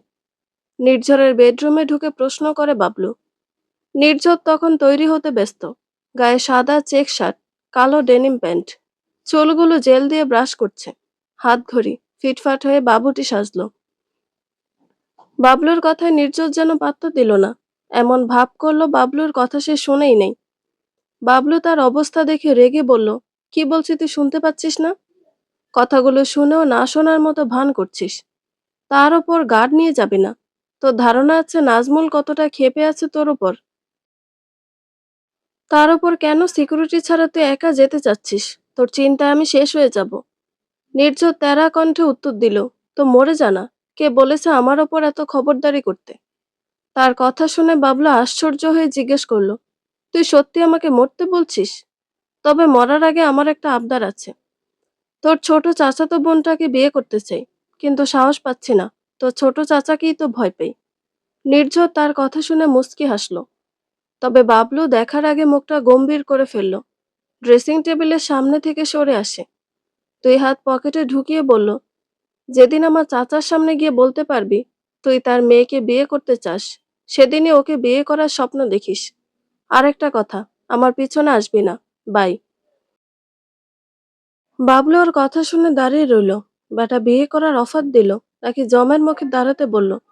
মেয়েটা তো এমনি ধানি লঙ্কা, তবুও দেখে পছন্দ হয়ে গেছে। সে নির্ঝরে যাওয়ার দিকে তাকিয়ে চেঁচিয়ে বলল, বেটা তোর পিছনে যাব না। তুই আমাকে ডাইরেক্ট বিয়ে করতে বললি, নাকি হুমকি দেবে তোর বোনকে যাতে না বিয়ে করতে পারি? নির্ঝর তার কথার উত্তর দিল না। গাড়ির চাবি নিয়ে ড্রাইভিং সিটে বসে গাড়ি স্টার্ট দিল। তার উদ্দেশ্য এখন শালিনের স্কুল। মুখে নিগারও মুস্কি হাসি। স্কুল গেটের সামনে নির্ঝর তার 4 চাকার গাড়ি নিয়ে উপস্থিত। তবে গাড়ি থেকে এখনো বের হয়নি। আশেপাশের লোকজন কিছুটা আশ্চর্য দৃষ্টিতে তার গাড়ির দিকে তাকালো। শার্লিনের বাড়ি থেকে বেরোতে বেশ দেরি হয়েছে। রূপসোনা পিছু ছাড়তে চায়নি। কোনোমতে জেসমিন তাকে বুঝিয়ে খালামণির পিছু ছাড়া করেছে। সে চেয়েছিল খালামণির সঙ্গে স্কুলে আসতে, তবে শার্লিন নিয়ে আসতে পারবে না। আজকে একটা মিটিং রয়েছে, অন্য কোনো দিন নিয়ে আসবে বলে চিন্তা করেছে। শার্লিন রিকশা থেকে নামে। রিকশা চালককে ভাড়া দিল। ধীরে ধীরে হেঁটে স্কুলের গেটের সামনে আসতে পিছন থেকে হঠাৎ পুরুষালী কণ্ঠস্বর ভেসে আসে, মিস শার্লিন। দুইটা মাত্র শব্দ। শার্লিনের পা থমকে যায়। সে ঘাড় ঘুরিয়ে এসে পিছনে তাকায়। পিছনে কোনো মানুষকে দেখতে পায় না, শুধু গেটের পাশে দাঁড়ানো দামি একটা গাড়ি। নির্ঝর গাড়ির দরজা খুলে বেরিয়ে আসে। সে গাড়ির জানালা থেকে মুখ বের করে শার্লিনকে ডেকেছিল। শার্লিনের চোখ মুখে অপ্রত্যাশিত ভাব। নির্ঝরকে এই সময় নিজের সামনে আশা করেনি। লোকটার সঙ্গে বহুদিন দেখা বা কথা হয়নি। নিজে থেকে লোকটা তাকে বিরক্ত করেনি। হুট করে কেন আজকে আসলো, প্রশ্নটা তার মনের মধ্যে ঘুরপাক খেল। নির্ঝরের গায়ে অফ হোয়াইট রঙের শার্ট, ব্ল্যাক প্যান্ট, পায়ে স্লিপার, চোখে সানগ্লাস, হাতে ব্ল্যাক ওয়াচ। সব মিলিয়ে সুন্দর সুপুরুষ লাগছে তাকে। তবে শার্লিনের মনে তার জন্য বিন্দুমাত্র প্রশংসা আসলো না। অন্য কোনো মেয়ে দেখলে নিশ্চয়ই ফিদা হতো। নির্ঝর মুচকি এসে শালিনের নিকটে দাঁড়ায়। ঘাড়ে হাত ভোলাতে ভোলাতে বলল, আপনার সঙ্গে কিছু কথা ছিল। আশা করি অমত করবেন না। যদি কোনো জায়গায় বসে কথা বলতাম। শালিনের পরনে নীল রঙের থ্রি পিস, বরাবরের মতো ফর্সা, মুখশ্রী থমথমে, হাসির রেশ নেই। শার্লিন আশেপাশে দেখে বিরক্ত নিয়ে বলল, আমি তো একদিন বলেছিলাম আপনার সঙ্গে আমার কোনো কথা নেই, তবুও কেন বিরক্ত করছেন? এখন আবার একান্তে বসে কথা বলতে চাচ্ছেন? আমি আপনার মতামতের সঙ্গে রাজি নই। আমার ক্লাস আছে, যেতে হবে। নির্ঝর মুচকি হাসল, বলল, শার্লিন, আপনি আমার প্রতি ভীষণ বিরক্ত। হয়তোবা আমাকে অপছন্দ করেন, তবুও কি 1 মিনিট কথা বলা যায় না? বন্ধু হতে পারি না আমরা? শালীন সরাসরি নাকচ করল, না, যায় না। অপরিচিত কোনো ব্যক্তির সঙ্গে বন্ধুত্বপূর্ণ আচরণ মানায়, তার সঙ্গে একান্তে বসে খোশ গল্প তো একদমই না। বন্ধুত্বপূর্ণ সম্পর্ক না থাকলে সম্পর্কটা গড়ে নিলেই তো হয়। পৃথিবীতে সকল সম্পর্ক তৈরি হয়েই আসে, শুধুমাত্র বন্ধুত্ব আর স্বামী স্ত্রীর সম্পর্ক তৈরি করতে হয়। আমরা না হয় আগে বন্ধু হই। নির্ঝর নিজের হাত বাড়িয়ে দেয়। শার্লিন যেন বিরক্তির শেষ সীমানায় পৌঁছে গেছে। দরজার বাঁধ ভাঙল। স্কুলের সামনের রাস্তায় কয়েকটা দোকান রয়েছে, সেখানে বসে থাকা লোকজন সব পথচারীরা তাদের দেখে তাকিয়ে আছে। তাতে বিন্দুমাত্র সমস্যা নেই নির্ঝরের। আশেপাশের লোকজন কি ভাবছে বা তাদের নিয়ে কি চিন্তা করছে সেটাতে তার কিছু আসে যায় না। কিন্তু শালীনের ভীষণ সমস্যা। কয়েকটা বছর ধরে নিচের নামে নোংরা কথা শুনেছে, এখন আবার নতুন করে বিচ্ছিরি কথায় জড়াতে ইচ্ছে করে না। শার্লিন রাগ নিয়ে কাটকাট গলায় বলল, মাফ করুন আমাকে, মাফ করুন। আল্লাহর দোহাই, আমার পিছু ছাড়ুন। আমি আপনার এই বেহায়াপনা সহ্য করতে পারছি না। রীতিমতো গায়ের ভিতর কাটা দিচ্ছে। আপনার মুখ দেখতে ইচ্ছে করছে না। আমার জীবন থেকে চলে যান। ভুলে যান আমি নামক মানুষটাকে। অন্য কোনো মেয়ে দেখে বিয়ে করে নিন। আমি তো বলেছি আমি কখনো আপনাকে বিয়ে করতে রাজি হব না। না যখন বলেছি এ দেহে প্রাণ থাকতে শার্লিন তার কথা অক্ষরে অক্ষরে পালন করবে। বিয়ে নামক সম্পর্কের প্রতি আমার ঘৃণা হয়ে গেছে। তাই কখনো আমায় বিয়ে করলে আপনার সুখের সংসার ব্যর্থ। রেহাই দিন আমাকে। ন্যূনতম লজ্জা থাকলে আর কখনো সামনে আসবেন না। মুক্তি দিন আমাকে, মুক্তি দিন। বলে আর এক মুহূর্ত সেখানে দাঁড়িয়ে না থেকে শার্লিন দ্রুত পায়ে সেখান থেকে চলে যায়। ভগ্ন হৃদয় নিয়ে নির্ঝর আশ্চর্য চোখে তার যাওয়ার পানে তাকিয়ে থাকে। এতটা ঘৃণা জমে আছে শার্লিনের মনে, সেটা নির্ঝর কোনো দিন বুঝতে পারেনি। সে ভেবেছিল হয়তো পুরনো সম্পর্কটাকে জোড়া লাগাবে, নিজের অতীতের ভুল শুধরে নিয়ে সংসার করবে। আজ কেমন যেন নিজের উপরে ঘৃণা হলো নির্ঝরের। তার বন্ধু সেদিন ঠিক কথাই বলেছিল, হুট করে রাগের বশে শার্লিনকে ডিভোর্স দিয়ে তার মাসুল গুনতে হচ্ছে। কেন যে তখন বাবলুর কথা শুনল না, এখন তার জন্য পস্তাতে হচ্ছে। তার আশা সব চূর্ণ বিচূর্ণ হলো, পড়ল যেন অথৈ সাগরে। বেচারা বাবলু তার কথা শোনেনি, পিছনে গাড়ি নিয়ে এসে পড়েছে। নির্ঝরের পাশে এসে দাঁড়ায়। এতক্ষণ আড়ালে লুকিয়েছিল। বন্ধুকে প্রশ্ন করতে কোনো উত্তর দেয় না নির্ঝর। চিন্তিত হয়ে ওঠে বাবলু। ওদের দুজনের মধ্যে কি কথা হলো, যার জন্য নির্ঝর এমন চুপচাপ হয়ে আছে। নির্ঝর ওর কোনো প্রশ্নের উত্তর দিল না, চুপচাপ গাড়িতে গিয়ে বসে। ঢাকার উদ্দেশ্যে রওনা হলো। তবে গাড়ির স্পিড অনেক বেশি। চোখের নিমিষে গাড়িটা স্কুল গেট সীমানা ছেড়ে চলে গেল। বাবলু তার গাড়ির স্পিড দেখে তার পিছু পিছু গাড়ি নিয়ে ছুটল। না জানি কখন অঘটন ঘটে যায়।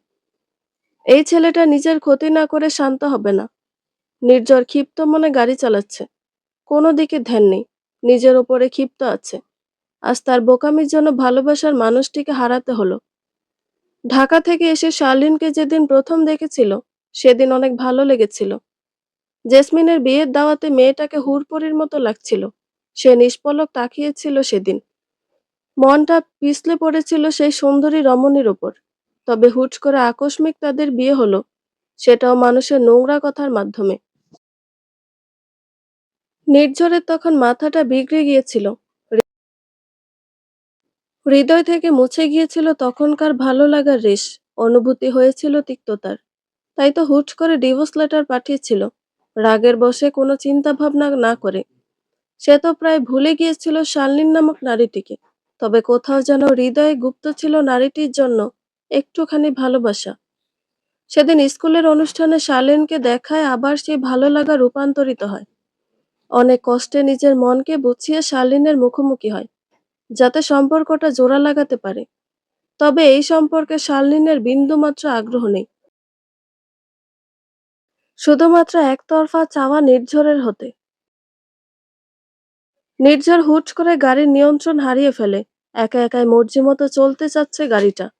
ভয়ে তার বুক কাঁপে। আশেপাশের লোকজন চিৎকার চেঁচামেচি করছে, এরকম অভদ্রের মতো গাড়ি চালানোর জন্য। যে কোনো সময় অ্যাক্সিডেন্ট হবে। তবে গাড়ি যে তার নিয়ন্ত্রণে নেই। হুট করে একটা ট্রাক রাস্তার সামনে এসে পড়ে। নির্ঝর চেষ্টা করে গাড়িকে নিয়ন্ত্রণ আনতে, তবে তার চেষ্টা সব বিফলে যায়। কিছুক্ষণের মধ্যে বিকট শব্দে চারপাশে কালো ধোঁয়ায় ভরে যায়। দাউ দাউ করে আগুন জ্বলছে নির্ঝরের গাড়িতে। এক পথচারী হায় হায় করে উঠল, কোন মায়ের বুকের মানিক যেন। আকাশে কালো ধোঁয়া এখনো ভেসে বেড়াচ্ছে। মধ্য দুপুর, রোদের প্রখর তেজ, শীত শীত ভাব খুব কম। রাস্তার পাশে অবস্থিত পথচারীরা নির্ঝরের গাড়ি থেকে একটু দূরে অবস্থিত। ১ ঘন্টা আগে ফায়ার সার্ভিসের কর্মী এসেছে, সঙ্গে পুলিশ। মালবাহী চালকের ড্রাইভার নিজে বুঝতে পারেনি আচমকা ট্রাকের সামনে গাড়ি এসে পড়বে। তিনি নিয়ন্ত্রণ করতে পারেনি, তার জন্য বিশাল বড় অ্যাক্সিডেন্টটা হলো। ট্রাকটা অ্যাক্সিডেন্টের পর বিশাল বড় গাছের সাথে ধাক্কা খেয়েছে।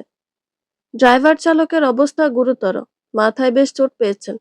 পায়ের অবস্থাও ভালো না, তাকে দ্রুত হসপিটালে নেওয়া হয়েছে। নির্ঝরের গাড়িটা সর্বপ্রথম ট্রাকের সঙ্গে ধাক্কা খেয়ে উল্টে আচমকা পুরো গাড়িতে আগুন লেগে গেছে।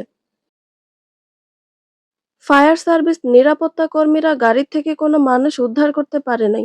তাদের ধারণা গাড়িতে যে বসেছিল সে হয়তো আগুনে পুড়ে মারা গেছে। বাবলু অস্থির হয়ে ফায়ার সার্ভিসদের সঙ্গে কথা বলছে। অ্যাক্সিডেন্ট কয়েক মিনিট পরে এসে পৌঁছেছে। ততক্ষণে বড় ঘটনা ঘটে গেছে। তার প্রাণপ্রিয় বন্ধু বেঁচে আছে কিনা সেই নিয়ে বাবলু অস্থির। নির্ঝরের মৃত্যু সে কি করে সইবে। সে ফায়ার সার্ভিসের কর্মরত সকলকে বলছে ভালো মতো খুঁজতে। ফায়ার সার্ভিসের কর্মীরা আরো দ্রুত কাজে মনোনিবেশ করছে, যেহেতু স্বয়ং এমপির অ্যাক্সিডেন্ট হয়েছে। ইতিমধ্যে মিডিয়ার লোক সেখানে উপস্থিত। এক এক চ্যানেলে নানান রকম মন্তব্য বানানো হচ্ছে। বাবলু মনে মনে একবার চাইছে এমনও হতে পারে আসন্ন বিপদ বুঝতে পেরে নির্ঝর গাড়ি থেকে লাফ দিয়েছে। মনে মনে এমনটাই চাইছে বাবলু। মনে মনে দোয়া করছে তার বন্ধু যেন ফিরে আসে। এত তাড়াতাড়ি বন্ধুকে হারাতে চায় না। রাস্তার চারপাশে তন্ন তন্ন করে নির্ঝরকে খোঁজা হয়, তবে আশা বৃথা যায়। নির্ঝরকে খুঁজে পাওয়া যায় না। বাবলু সম্পূর্ণ হতাশ হয়, তার আশা সম্পূর্ণ মিথ্যা হতে চলেছে। তবুও মনের কোণে একটুখানি আশা রাখলো, যদি কোনো সুসংবাদ আসে। এই খবর চৌধুরী বাড়ি পৌঁছে গেছে। বৃদ্ধ তরিকুল নাতির অ্যাক্সিডেন্টের সংবাদ শুনে ভীষণ অসুস্থ হয়ে পড়েছেন। তাকে এই মুহূর্তে হসপিটালে অ্যাডমিট করা হয়েছে। ঘুমের ইঞ্জেকশন দিয়েছেন ডাক্তার। অতিরিক্ত চিন্তার কারণে দ্বিতীয়বারের মতো হার্ট অ্যাটাক করেছেন। তারেক চৌধুরী নিজে কি করবেন বুঝতে পারছেন না। এদিকে বাবা অসুস্থ, অপরদিকে ছেলের এমন দুঃসংবাদ। দিশাহারা হয়ে পড়েছেন তিনি। একমাত্র ছেলে তার, সবসময় দূরত্বের সম্পর্ক তাদের। মা মারা যাবার পর থেকে ছেলের সঙ্গে তার সম্পর্কে অনেক দূরত্ব তৈরি হয়। সেই যে দূরত্ব তৈরি হলো, আর কখনো ছেলে নিজ থেকে তার কাছে আসেনি। রকচটা জেদি ছেলে, সবসময় তার কথা অমান্য করেছে। নিজের যত্নটা ঠিকমতো নিত না। আবার জড়িয়েছে রাজনীতির সঙ্গে। রাজনীতিতে কেউ কারো প্রাণ নিতে দুইবার ভাবে না। পুলিশ সন্দেহ করছে এই অ্যাক্সিডেন্টের পেছনে বিপরীত পক্ষের হাত রয়েছে। সে বিষয়ে তদন্ত চলল। শার্লিন সন্ধ্যা থেকে চুপচাপ, মনটা ভীষণ খারাপ। দুপুরে টিভিতে সে নিউজ দেখেছে নির্ঝর গাড়ি অ্যাক্সিডেন্ট করেছে। লাশ পর্যন্ত খুঁজে পাওয়া যায়নি। এসব সংবাদ জানার পর থেকে শার্লিনের মনের মধ্যে কেমন করছে। নির্ঝরের এমন অবস্থার জন্য কিছুটা নিজেকেই দায়ী করছে। সে এটাই মানছে, হয়তো তার এমন ব্যবহারের জন্য লোকটা রাগের মাথায় গাড়ি চালিয়েছে, যার ফলস্বরূপ অ্যাক্সিডেন্ট হলো। শার্লিন গিল্টি ফিল করলো, নিজেই নিজের আচরণের জন্য বিরক্ত। তার উচিত হয়নি এরকম ব্যবহার করা। লোকটা হয়তো তার ব্যবহারের জন্য এমন দুর্ঘটনা ঘটালো। যদি সে বুঝতে পারতো এমন ঘটনা ঘটবে, তাহলে কখনো ওরকম কথা বলতো না। হয়তো ঠান্ডা মাথায় লোকটাকে বুঝিয়ে বলতো। জেসমিন শব্দহীন পায়ে ছোট বোনের রুমে আসে। শীতের জন্য সবসময় ঘরের মধ্যে জুতো পরতে হয়, নইলে ফ্লোরে হাঁটলে ঠান্ডা লাগবে। শার্লিন ওরকম বসে থাকতে দেখে তার পাশে বসে। শার্লিন বড় আপার দিকে এক পলক তাকায়। জেসমিন ছোট বোনের চোখে অশ্রু দেখতে পায়। তার মনে প্রশ্ন জাগলো, শার্লিনের নির্ঝরের প্রতি কোনো অনুভূতি বা টান নেই, তাহলে কিসের জন্য মেয়েটা কাঁদছে? সে চিন্তিত হয়ে জিজ্ঞেস করলো, তুই কাঁদছিস কেন? শার্লিন বড় বোনের প্রশ্ন শুনে আরো যেন ভেঙে পড়ল। চোখ থেকে অশ্রু ঝরতে চাইলে সে দ্রুত হাত দিয়ে মুছে ফেলে। যথাসম্ভব কথাটা এড়াতে বলে, রূপ কোথায় রে? সন্ধ্যা থেকে একটু দেখতে পাইনি। স্কুল থেকে এসে ঘুমে দেখলাম, এখনো কি ঘুমাচ্ছে? জেসমিন সরাসরি বোনের দিকে তাকালো। শার্লিন তার তাকানো দেখে দ্রুত চোখে দৃষ্টি সরায়। জেসমিন তার কাছ থেকে জিজ্ঞেস করলো, তুই আমার কথাটা ধামাচাপা কেন দিচ্ছিস? তোর কি নির্ঝরের অ্যাক্সিডেন্টের জন্য মন খারাপ? শার্লিন বোনের থেকে ব্যাপারটা লুকাতে চেয়েছিল, তবে বোন বুঝে গেছে বলে সে নিচু কণ্ঠে বলল, আজ সকালে তার সঙ্গে কথা হয়েছে, তারপর সে এমন অ্যাক্সিডেন্ট করলো। সেই হিসেবে আমি নিজেকে দোষী ভাবছি। এরকমটা হবে ভাবতে পারিনি। হয়তো আমার কথার জন্যই তিনি। জেসমিন চিন্তিত হয়ে পড়ে। বলল, কি এমন কথা হয়েছে তোদের মধ্যে যার জন্য এরকম অ্যাক্সিডেন্ট হতে পারে? ব্যাপারটা খুলে বলতে যদি, তাহলে বুঝতে অসুবিধা হতো না। শার্লিন তখনকার সমস্ত ঘটনা খুলে বলে। জেসমিন সেসব কথা শুনে চুপ হয়ে গেল। সে নিজে কি বলবে বুঝতে পারছে না। কিছুক্ষণ ছোট বোনকে সান্ত্বনা দিয়ে এসে চলে গেল। বলল এ বিষয়ে যাতে নিজেকে সে দোষারোপ না করে। প্রকৃতির নিয়মে ঘটে গেছে, আল্লাহ তাআলা লিখেছিলেন। কিন্তু শার্লিন যেন মন থেকে মানতে পারল না। দুদিন পর নির্ঝরকে পরিকল্পনা করে হত্যা করা হয়েছে। এমন নিকৃষ্ট পরিকল্পনা করা হয়েছে, তার লাশ পর্যন্ত মা বাবা চোখের সামনে দেখতে পায়নি। এমন ভাবে তার মৃত্যু হলো। প্রশাসন চেষ্টা করছে আসল খুনিকে বের করার। এমপির মৃত্যুতে সারা দেশবাসী শোক পালন করছে। লোকটার স্বভাব চরিত্রের দিক দিয়ে ভালো ছিল। সবসময় মানুষের বিপদে আপদে সাহায্যের হাত বাড়িয়ে দিত। কখনো কৃপণতা করেনি গরিব দুঃখীদের পাশে দাঁড়াতে। আজ সে মানুষের এমন মৃত্যু সকলে পরিকল্পনার বাইরে, যেন কেউ বিশ্বাস করতে পারে না। জীবন প্রকৃতির নিয়মে চলে। কেউ পূর্ণতা নিয়ে বাঁচে, কেউ পূর্ণতা ছাড়া সারা জীবনটা কাটিয়ে দেয়। শেষ পর্যন্ত কবরে জায়গা হলো না তার। তার চাচি আম্মা অনেক কেঁদেছে নির্ঝরের জন্য। বিয়ে হয়ে বাড়িতে আসার পর ছেলেটাকে নিজের ছেলে হিসেবে সে মেনে নিয়েছে। এই ছেলে তার আগে চলে গেল, বিশ্বাস করতে পারছেন না। বৃদ্ধ তরিকুল চৌধুরী নাতির মৃত্যুর সংবাদ শুনে ইন্তেকাল করেছেন। আজ সকালে তার জানাজা দেওয়া হয়েছে। নির্ঝরের বাবা তো চুপচাপ হয়ে গিয়েছেন, কারো সঙ্গে ঠিক করে কথা বলেন না। একসঙ্গে নিজের বাবা এবং ছেলেকে হারিয়ে নিস্তব্ধ তার হৃদয়। ফুল চাচ্চুকে হারিয়ে নিষ্প্রাণ হয়ে গেছে। সারাক্ষণ চঞ্চলতায় মাতিয়ে রাখা মেয়েটা হাসি খুশি আনন্দ ভুলে গেছে। চৌধুরী বাড়িতে কোনো শব্দ নেই, শুনশান নীরবতা চলছে। প্রিয় শার্লিন, তোমাকে প্রিয়র স্থানে জায়গা দিতে আমার অনেকটা সময় লেগেছে। তারপর তুমি আমার প্রিয় হয়ে উঠলে। তবে আমি বোধহয় কখনো তোমার প্রিয় হতে পারবো না, কারণ তুমি আমাকে প্রচন্ড ঘৃণা করো। হৃদয়ে ঘৃণা পুষে রেখেছো আমার জন্য। চিঠি লিখতে আমি পারি না, এর আগে কখনো কাউকে লেখা হয়নি। কোনো কিছু ভুল হলে মাফ করে দিও। তোমাকে যেদিন প্রথম দেখেছিলাম, মুগ্ধতায় ছড়িয়ে গিয়েছিল আমার হৃদয়ের আঙিনায়। যার করুণ দশায় সেদিন রাতের ঘুম কেড়ে নিয়েছো আমার। ঠিকঠাক ঘুমোতে পারিনি কয়েকদিন। হঠাৎ তোমাকে খুব দেখতে ইচ্ছে করতো। তবে দেখতে চাইলে কি পাওয়া যায়? তখন যে তুমি আমার না। তারপর তোমার জীবন অপ্রত্যাশিতভাবে আমার সঙ্গে জড়িয়ে গেল। দুজন সুন্দর একটা সম্পর্কে আবদ্ধ হলাম। তবে সেই সম্পর্কে কখনো সম্মান আমি করিনি। আকস্মিকভাবে অপবাদ নিয়ে বিয়ে করাটা আমার খুব সম্মানে লেগেছে। মন থেকে মেনে নিতে পারিনি তোমাকে। তোমার প্রতি আলাদা একটা সফট কর্নার ছিল, সেটাও তখন চুরমার হয়ে যায়। তীব্র অসম্মান করে তোমাকে বিয়ের আসরে ফেলে রেখে গেলাম। জানি সেদিন অনেক কষ্ট পেয়েছো আমার কাছে। হয়তো অনেক অভিযোগ রাগ করেছো আল্লাহর নিকট। তবে তোমাকে কষ্ট দিয়ে আমি নিশ্চিন্তে থাকতে পারিনি। পিছুটান, আত্মগ্লানি আমার ভেতরটা কুরে কুরে খাচ্ছিল। তখন জড়িয়েছি রাজনীতির সঙ্গে। ভেবে দেখলাম, রাজনীতির সঙ্গে যে জীবনটা একবার জড়ায়, বাস্তব বলতে তার জীবনটা তখন কয়লার মতো। যখন তখন কেউ উত্তপ্ত আগুনে দগ্ধ করে নিশ্চিহ্ন করতে পারে। এরকম জীবনের সঙ্গে তোমাকে জড়িয়ে রেখে তোমার জীবনটা নষ্ট করতে পারি না। তার জন্য তোমাকে ডিভোর্স দিলাম। সত্যি বলতে ডিভোর্সের পর ভালো ছিলাম না। দিন শেষে সকল কাজ করে বাড়ি ফিরলে তোমাকে ভীষণ মনে পড়তো। মনে মনে চাইতাম তুমি যেন অন্য কারোর সঙ্গে নিজের জীবনটা সাজিয়ে নাও। এটা ভেবে এত বছর কাটিয়ে দিয়েছিলাম। গ্রামে গিয়ে যখন জানলাম তুমি এখনো একা আছো, তাই ভাবলাম সম্পর্কটা যদি জোড়া লাগানো যায়। কিন্তু তোমার থেকে বারবার প্রত্যাখ্যান পেয়েছি। তোমার চোখে আমার জন্য ভীষণ ঘৃণাই ছিল। ভালোবাসার কোনো চিহ্ন নেই। হয়তো আমি জোর জবরদস্তি করে তোমাকে আপন করতে চাইতাম, কিন্তু কখনো তুমি আমায় মন থেকে মেনে নিতে না। আমি করিয়াছি ভুল, পেয়েছি তারই মাসুল। বুঝতে পারিনি কভু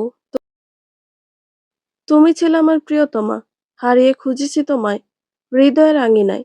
তুমি হচ্ছ পদ্ম ফুলের মতো, যার উপরে আবরণ থাকে এবং ভিতরে থাকে স্বচ্ছ সুন্দর সুগন্ধিযুক্ত পাপড়ি।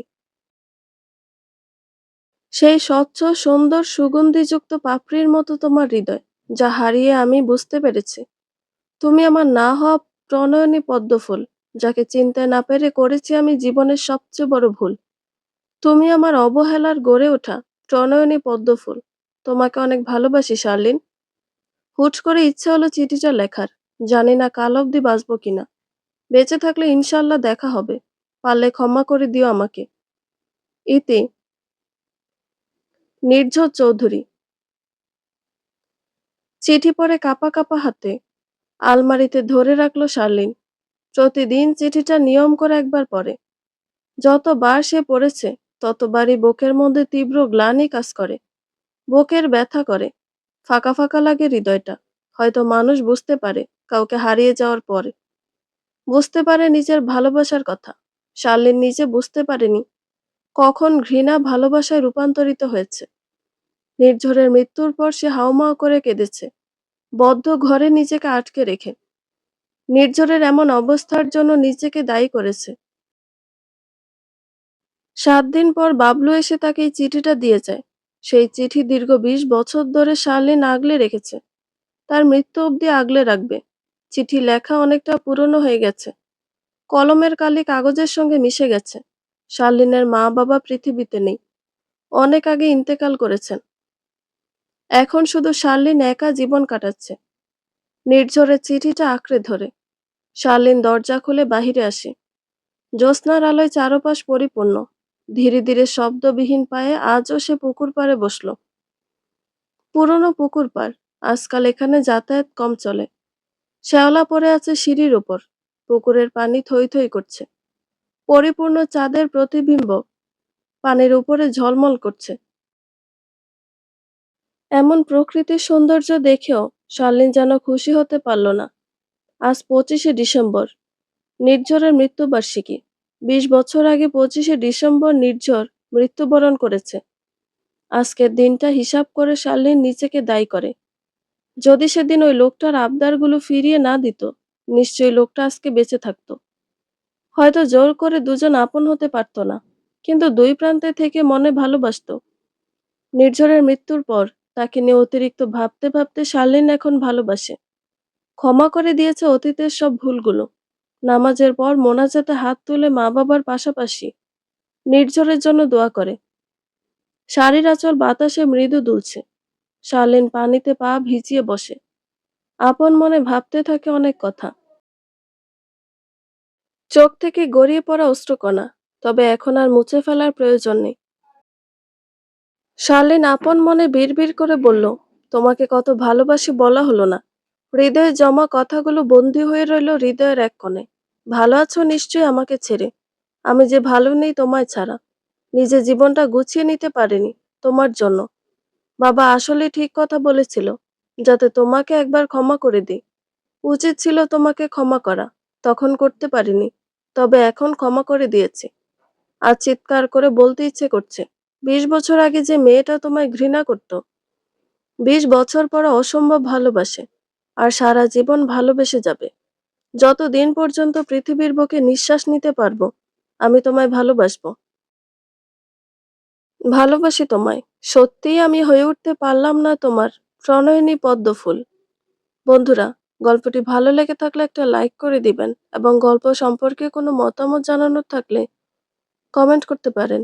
নতুন নতুন আরো গল্প শোনার জন্য চ্যানেলটি সাবস্ক্রাইব করে পাশেই থাকবেন। ধন্যবাদ সবাইকে। ভালো থাকবেন।